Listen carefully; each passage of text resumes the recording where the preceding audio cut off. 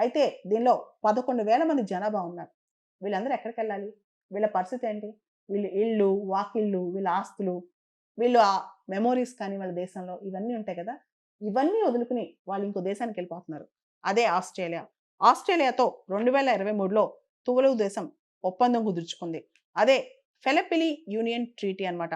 ఈ ట్రీటీ ద్వారా ప్రతి సంవత్సరం 280 మంది తువలు సిటిజన్స్‌ని ఆస్ట్రేలియా పర్మనెంట్ రెసిడెంట్స్‌గా స్వీకరిస్తదన్నమాట. వాళ్ళకి హౌసింగ్ కానీ, హెల్త్ కేర్ కానీ, ఎడ్యుకేషన్ కానీ, ఎంప్లాయ్‌మెంట్ కానీ అన్నీ ఆస్ట్రేలియా ఇచ్చేస్తదన్నమాట. ఆల్రెడీ ఇప్పటికే 11,000 మంది తువలు జనాభాలో 9,000 మంది ఆస్ట్రేలియాకి వెళ్ళిపోవడానికి రిజిస్ట్రేషన్స్ కూడా చేసుకున్నారంట. సో, అంత అర్జెన్సీ ఉంది అక్కడ అన్నమాట.